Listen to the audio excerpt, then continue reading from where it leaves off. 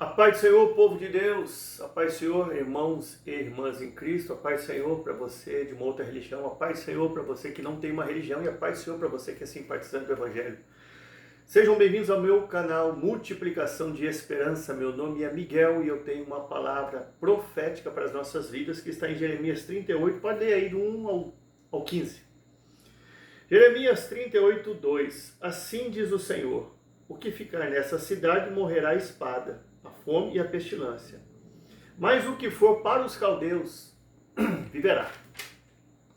Presta atenção que essa profecia, ela contém morte e vida.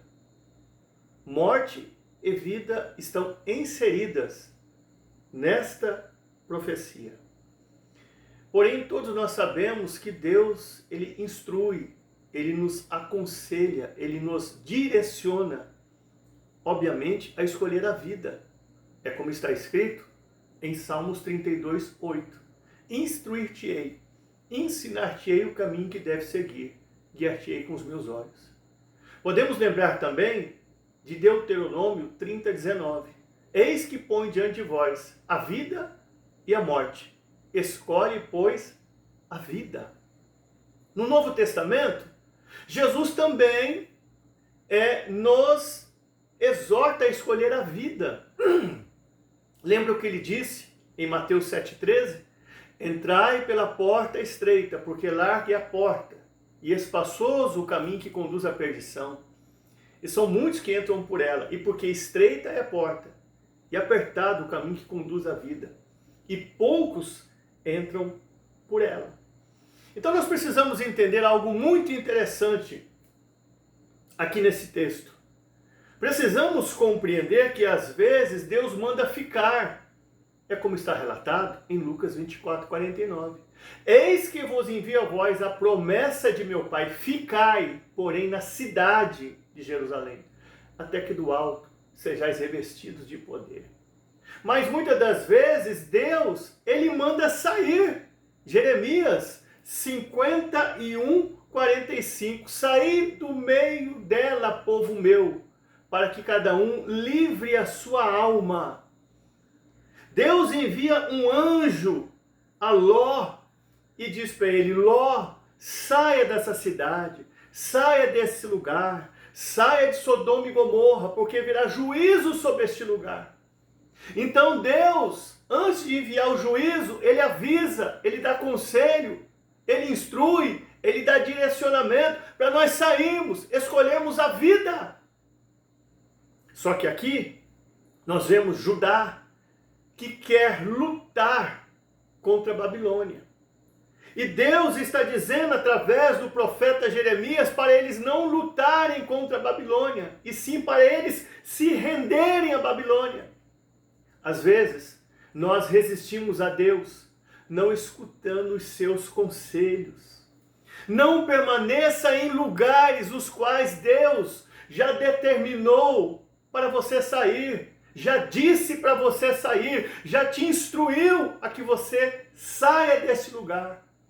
Sabe por quê? A colheita da rebeldia nossa é a peste, a fome e a espada, como está escrito nesse texto. Deus estava dizendo, através do profeta Jeremias, se vocês saírem dessa cidade e forem para os caldeus, ou seja, se renderem, vocês terão vida. Mas se vocês se rebelarem contra o meu conselho e ficarem nessa cidade para lutar contra Nabucodonosor, rei da Babilônia, o seu exército, vai vir sobre vocês fome, peste e espada. Porque a colheita da rebeldia é isso: fome, peste e espada. O que mais que aprendemos aqui? Jeremias 38, 3. Assim diz o Senhor: essa cidade infalivelmente será entregue na mão do exército da Babilônia. Você já ouviu dizer que a palavra de Deus é inerrante e infalível? Inerrante porque não contém falhas. E infalível porque tudo vai se cumprir. E quando eu vejo aqui nesse texto, sendo dito assim diz o Senhor, esta cidade infalivelmente vai ser entregue nas mãos do exército da Babilônia, eu vejo Deus falando da seguinte forma para o povo, através da boca do profeta Jeremias. Olha, independente do posicionamento de vocês se renderem ou não se renderem, independente de se vocês aceitarem ou não aceitarem, independente se vocês me acharem injusto, independente se vocês acharem estranho, independente se vocês acharem sem fundamento, independente da opinião de vocês, Nabucodonosor, rei da Babilônia, vai entrar nessa cidade, vai invadir e vai tomar posse de tudo. Isto vai acontecer, vai ter cabo, vai ter cumprimento. Eu não preciso da opinião de vocês e também não me importo se vocês não querem aceitar isso. Vai acontecer, vai se cumprir. O que mais que nós aprendemos aqui?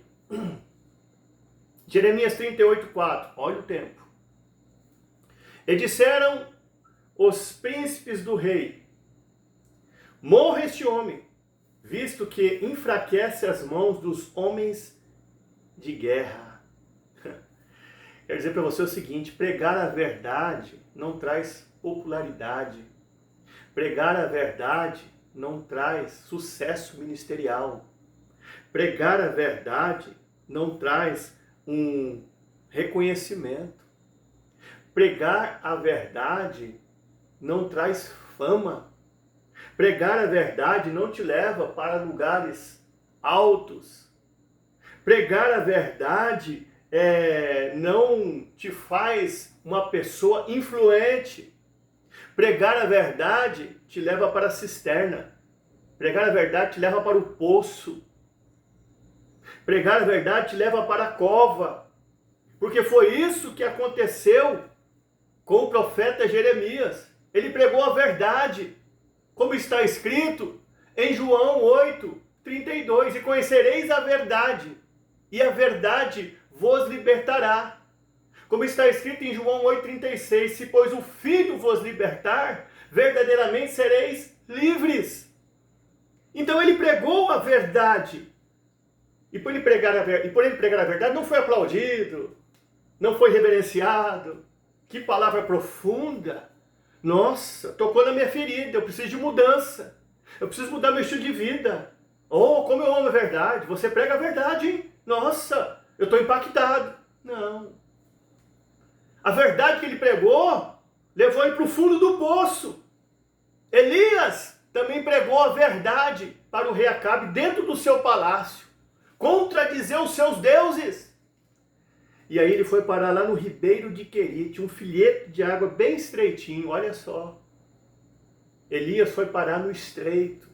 José também pregou a verdade, foi parar também no calabouço, no fundo do poço, no fundo de uma cisterna. Então, tem muita gente desejando a sua morte. Sabia disso? Tem muita gente desejando a sua morte. Por quê? Só porque você prega que a nossa luta não é física, e sim espiritual. É como está escrito em Efésios 6:12, que a nossa luta não é contra carne nem sangue, mas sim contra principado, potestade, hostes espirituais da maldade nos lugares celestiais. Preste bem atenção que os príncipes de Judá dizem a respeito de Jeremias: morra este homem, porque ele enfraquece as mãos dos nossos homens para a guerra. Eles queriam guerra física, mas Jeremias estava dizendo para eles que a guerra era espiritual. E nessa guerra espiritual eles tinham que somente ouvir o Senhor, falando algo para eles no mundo espiritual. E o que o Senhor estava dizendo para Judá: se rendam, abaixem as armas, sejam humildes, se submetam ao rei de Babilônia. Mas eles queriam luta física, eles queriam espada, escudo, lança, mas Deus queria rendição. A luta era espiritual, eles tinham que ouvir a voz de Deus no mundo espiritual, mas eles não queriam isso. Você lembra aquele filme Sepultado Vivo? Quem é coroa como eu se lembra, eu tenho 53. Acho que foi década de 80 que passou. Uma mulher tinha um amante. Aí ela resolveu viver com o amante pro resto da sua vida aqui na Terra. Então ela faz um plano com o seu amante para matar o teu esposo. O teu esposo vai e tenta matar o esposo dela. Só que o serviço não é bem feito, enterram ele vivo. Ele acaba saindo da sepultura, vai lá e mata depois a tua esposa e o amante dela. Pois é, queriam sepultar vivo a Jeremias. Tem pessoas que não conseguem te matar fisicamente, mas querem te matar espiritualmente. Porque não querem mais que você pregue a verdade. Não querem que você cumpra o teu ministério profético. Não querem que você fale mais sobre a verdade, porque a verdade incomoda eles. A verdade vai na ferida deles. A verdade prescruta o interior deles. E diz para eles que eles precisam mudar o seu estilo de vida. Que a vida que eles estão levando não agrada a Deus. Querem te sepultar vivo. Querem sepultar o teu ministério profético vivo. Querem calar a tua boca. Querem calar a voz de Deus na terra através dos verdadeiros profetas. Isso que estavam tentando fazer com Jeremias. Sepultar ele vivo. Só porque ele pregava que a guerra não é física, a guerra é espiritual. Temos que ouvir a voz do Senhor. Deus não quer ninguém lutando com a espada aqui, nem com escudo, nem com lança. Deus quer que vocês se rendam. Mas se render ao rei da Babilônia, que é isso? Não tem fundamento. Isso é incabível. Orgulhosos, presunçosos, não queriam ouvir a voz de Deus. Porque a Bíblia diz, em Isaías 55:8, os meus caminhos não são os vossos caminhos, nem os meus pensamentos os vossos pensamentos. Porque assim como os céus são mais altos do que a terra, assim também os meus caminhos são mais altos do que os vossos caminhos. E os meus pensamentos são mais altos do que os vossos pensamentos. Jeremias 38:5, e disse o rei Zedequias, eis que ele está nas suas mãos. Olha só que hipocrisia do rei Zedequias. Ele entrega o profeta Jeremias, que era a voz profética, nas mãos dos príncipes de Judá. Ele fica com a opinião pública. Ele prefere ouvir a opinião pública do que a voz profética de Deus na boca de Jeremias. Diferentemente da mulher sunamita, que em 1 Reis 17:24 diz, agora eu conheço que tu és homem de Deus e que a palavra do Senhor na tua boca é verdade. Ela sabia que as palavras que estavam na boca do profeta Elias eram verdadeiras. Mas aqui o rei Zedequias fica com opinião pública, assim como Pôncio Pilatos, hipocritamente ele lava suas mãos e diz ser inocente. Mas na verdade ele sabia que Jesus era inocente e ele não quis inocentar. Ele ficou com a opinião pública que diz crucificam, crucificam. Hoje muitos entre o povo de Deus têm ficado com a opinião pública dos ímpios, que são contra o estabelecimento do reino de Deus na terra. E muitas das vezes os verdadeiros profetas profetizam a verdade a respeito do que está acontecendo, vai acontecer mais para frente, no futuro, mas eles aplaudem os ímpios que contradizem isso nas redes sociais. Eles aplaudem, ficam com opinião pública. O que mais que nós aprendemos? Jeremias 38:6. Tomaram a Jeremias e o lançaram no calabouço, e Jeremias se atolou na lama. Agora, por que Jeremias foi parar no calabouço e no meio da lama? Porque ele era um falso profeta? Porque ele era ímpio? Porque ele era mau caráter? Indisciplinado? Será que era porque o profeta Jeremias ele não tinha índole? Por isso ele foi parar no calabouço e ficou atolado na lama? Não. Ele foi parar na lama porque ele era um verdadeiro profeta do Senhor, autêntico, transparente, genuíno. E eu aprendo aqui que muitas das vezes, em algumas fases da vida, o meu ministério ele vai sofrer com algum tipo de sujeira que vão lançar contra mim, por ódio, sabe? Por detestar o meu ministério profético. Algum tipo de sujeira vai vir sobre mim e vai me atingir com permissão do Senhor. Você se lembra de Daniel capítulo 6? Quando Daniel fica sabendo, o texto relata bem que ele fica sabendo que o edito foi assinado e que ele seria jogado na cova dos leões, ele continua orando 3 vezes por dia. Daniel sabia que a sua sinceridade, a tua autenticidade, o teu brilho, ele sabia que o seu posicionamento iria o levar para a cova dos leões. Porém, ele não se importou com isso. Ele se importou somente em continuar buscando a presença de Deus. Ele se entregou muito mais ainda. Você lembra o que Davi disse em Salmo 69, 2? Atolei-me num profundo lamaçal, de modo que não posso ficar em pé. Muitas das vezes, Deus vai permitir que momentaneamente, em alguma fase da vida, pareça até que o teu ministério esteja sendo contaminado. Pareça até que Deus esteja sendo injusto com você. Mas Ele continua no controle. Jeremias 38, 7. E ouvindo Ebed-Meleque, o etíope. Ebed-Meleque era um ímpio, ele não era um justo. Porém, ele tinha mais temor de Deus no seu coração do que o justo. Ele tinha mais temor de Deus no seu coração do que os príncipes de Judá, do que o povo de Judá, do que o rei Zedequias. Porque ele estendeu a sua mão para Jeremias, que estava lá no fundo do poço, e o trouxe para cima. Às vezes, Deus vai levantar um ímpio aqui na terra para estender a mão para nós e nos levantar, e não o justo. E não os cristãos. E não o povo de Deus, que é o meu povo. Tem que ser feita uma crítica, sim. Dá para você compreender? Por isso que lá em Eclesiastes 2:26 está relatado que Deus tira do ímpio para dar para o justo. Você se lembra da prostituta Raabe, uma mulher ímpia? Foi ela que recebeu os 12 espias, os escondeu para que eles não fossem pegos e mortos. Foi uma mulher ímpia que fez tudo isso. Ebed-Meleque está indo aí para te ajudar a sair do poço. Um homem ímpio, mas que tem temor de Deus no seu coração. Jeremias 38:10, já estamos acabando, olha o tempo. Então deu ordem a Ebed-Meleque dizendo, toma contigo 30 homens. Quando fala de 30, eu lembro de Pai, Filho e Espírito Santo. Deus manda te dizer profeticamente, está vindo ajuda do céu para a sua vida. Está vindo ajuda divina para a sua vida. Deus, Ele conhece o nosso limite. E a ajuda divina, a ajuda do céu está vindo para a sua vida e para o seu ministério.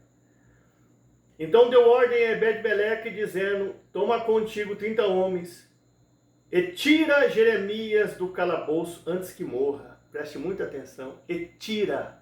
Lembra de 1 Samuel 2, versículo 6 até o 8? O Senhor dá a vida e a tira. Faz descer a sepultura, faz descer. Empobrece e enriquece, abate e exalta. Tira o pobre do pó e o faz assentar em lugar de príncipe. Deus vai tirar você dessa situação. Deus vai tirar você desse incômodo. Deus vai tirar você dessa adversidade. Deus vai tirar você desta crise que tanto te incomoda, que tanto te fere há muitos anos. Agora preste atenção. Entre Deus falar e entre Deus fazer tem um processo. Mas pelo menos recebe essa palavra profética. Deus vai te tirar da cova. Deus vai te tirar do calabouço. Deus vai te tirar da cisterna. Vai te trazer para cima. Vai te exaltar. Você não está esquecido. Deus não abandonou você. Gênesis 8:1 diz, então se lembrou Deus de Noé. Deus se lembrou de você. Nós sabemos que em Salmo 68:4 está relatado que Deus é o Deus de já. Então entenda, e tira Jeremias do calabouço antes que morra. Por que antes que morra? Porque Jeremias estava nas últimas. Jeremias estava dando os últimos suspiros. Jeremias estava fatigando. Jeremias estava angustiado. Ele estava quase partindo antes que morra. Você não vai morrer antes de ver as promessas de Deus se cumprir na sua vida. Salmo 118:17. Não morrerei, mas viverei e contarei as obras do Pai. Deus não vai permitir que você morra antes de trazer um destaque ao seu ministério, uma honra, um cumprimento, as profecias têm que se cumprir na sua vida e no seu ministério. Lembra o que foi dito para Timóteo em 1 Timóteo 1,18? Este mandamento te dou ao meu filho Timóteo, que segundo as profecias que houve acerca de ti, milite por elas, lute por elas. Nós temos que continuar lutando para que a profecia se cumpra, nós vamos ser exaltados. Jeremias 38:12 diz: E disse Ebed-Meleque, põe esses trapos velhos e rotos já apodrecidos. Então funciona da seguinte maneira. Ebed-Meleque jogou uma corda lá no fundo do calabouço. A corda veio tipo de uma forca. Aí Jeremias iria colocar a corda aqui, debaixo dos braços, para ser erguido. Só que ele mandou também trapos velhos, para colocar debaixo do sovaco, para não ferir Jeremias. Então você entenda uma coisa, trapos velhos. Jeremias poderia ter dito, trapo velho é Ebed-Meleque. Está mofo, está fedido, não tinha uns trapos novos não, eu estou conjecturando. Ebed-Meleque poderia ter dito a Jeremias, Jeremias, eu posso até encontrar trapo novo, só que eu vou ter que entrar no palácio. Vai despertar curiosidade, vão perguntar para que são esses trapos, para que esses panos. Podem desconfiar. Aí Jeremias poderia ter dito, não, tá bom. Trapo velho mesmo, fedido mesmo. Não precisa correr atrás de trapo novo não. O que eu aprendo com isso? Não questione os métodos de Deus para te tirar da cisterna, do poço, do fundo do poço. Não questione os processos de Deus. Não questione a forma de Deus agir na sua vida para te retirar do calabouço. Não questione o jeito que Deus está usando para tirar você da cisterna. Não questione. Deixa Deus trabalhar. O que mais que eu aprendo aqui? Os trapos eram velhos. Quando alguém quer ajudar, não tem desculpas. Até trapo velho serve. Ebed-Meleque poderia dizer, vou lá para livrar Jeremias da cova, vou levar trapo velho, ele vai reparar de mim. Os trapos estão fedendo, estão mofos. Não vou levar não. Quando alguém quer ajudar, até trapo velho serve. Não tem desculpa. Às vezes as pessoas viram as costas para nós e dão desculpa, mas não tem desculpa. Quando alguém quer ajudar, trapo velho serve. Para nos tirar do sufoco, para nos tirar da angústia, tudo isso serve. E para terminar, sabe o que eu acho interessante? É que tem pessoas que usam uma corda para se suicidar, tirar a sua vida, infelizmente. Mas Ebed-Meleque usou uma corda para livrar a Jeremias do calabouço. Eu acho muito interessante isso. Jeremias estava lá embaixo, no fundo do poço, mas Deus traria ele lá para cima. Eu acho que se cumpre na vida de Jeremias, Salmo 139:8. Se subir aos céus, aí tu estás. Se descer a armar a minha cama no céu, tu estás também. Jeremias estava no fundo do poço, que simboliza um tipo de inferno. Deus estava com ele lá. Mas levou ele para cima e o exaltou. Deus está com você em todos os lugares. Ele está embaixo com você na cisterna. A hora que ele te puxar para cima, ele vai estar em cima também. Porque se subir aos céus, ele está. Se descer a armar a minha cama no céu, ele está também. Deus está com você nessa fase difícil que você está passando. Deus está com você nessa estação crucial. Deus está com você nesse momento complicado. Deus está com você em todos os momentos. Em todos os lugares. E para terminar, eu lembro de José, falei dele esses dias, sobre isso aqui. José foi jogado dentro de uma cisterna também. E lá não tinha como ele olhar dos lados, porque dos lados tinha paredão. Olhar para trás não adiantava também, paredão. Para frente também não adiantava, paredão. Ele tinha que olhar para cima. A cova, a cisterna, o calabouço, nos força a olhar para cima. Salmo 121. Eleva os meus olhos para os montes. De onde me virá o socorro? Meu socorro vem do Senhor que fez os céus e a terra. Assim como José olhou para cima na cisterna, Jeremias olhou para cima também e viu Ebed-Meleque, um homem ímpio, mas que tinha um temor de Deus, que estendeu a mão para ele e trouxe ele para cima. Ei, Deus vai te tirar da cova. Deus tem um novo tempo para você. Deus vai reescrever a tua história. Que esta mensagem fique em nossos corações, compartilhe, me ajude. Eu sou um anônimo, Miguel anônimo, me ajuda aí, meu irmão em Cristo, minha irmã em Cristo. Compartilha essa mensagem, me ajuda a crescer. Por que não? Me ajuda a crescer, eu preciso. Eu quero que esse ministério meu flua, aconteça. Eu tenho promessas. Então me ajude. Deus abençoe a todos.